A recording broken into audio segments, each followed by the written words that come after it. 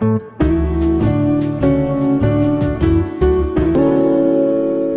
everybody, welcome to Cuisine Studio, the PJ kitchen of the French Culinary School in Asia. We are going to talk about chocolate. The chocolate that we are going to use are basically French chocolate. We have two different chocolate here. What you can see in the chocolate that is used in cooking is a chocolate that is coming in pebble because it's easy to melt, easier than a big block of chocolate. If you use a big block of chocolate, then chop it before you start to melt. You will have a faster melting process and homogeneous melting process. Those two chocolate, I'm going to melt it in bain-marie or water bath. So I make sure when I choose my pot and my mixing bowl that I fill the water until the water is actually touching the mixing bowl.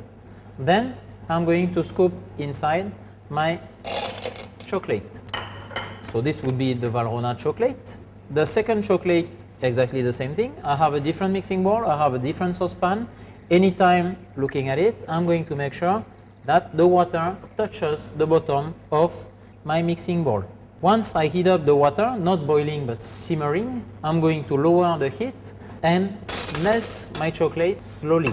Chocolate has different contents, so dark bitter chocolate is supposed to be only cocoa butter and cocoa paste. That makes the 70%, for instance, of this guanaja or guanaja. If you have a higher percentage, that means you have more cocoa butter, cocoa paste. If you have a lower one, that means you have less cocoa butter and cocoa paste. I can see in my two melting container the difference between those two chocolate. One that become to melt and tend to be a paste and a bit blur, and then the other chocolate that starts to melt softly, become really liquid, shiny, and then something which looks slightly more appealing and eventually can be used straight away as a coating, as a chocolate sauce, and so on and so forth. So melting chocolate is actually bringing the chocolate at 45 degrees Celsius. That's where you melt everything, and not going too high because after you need to cool it down before you can actually use your chocolate.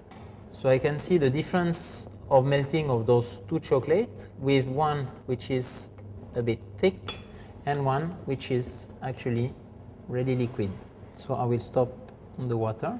I will take out my water and leave the mixing bowl on the side, not to heat up too much my chocolate, and I will do exactly the same on the other side. Take out the water. Then I have my two chocolate, so one that is slightly thicker than the other one. This is a matter of quality, this is a matter of cocoa butter content, and here is our melted chocolate. Thank you very much.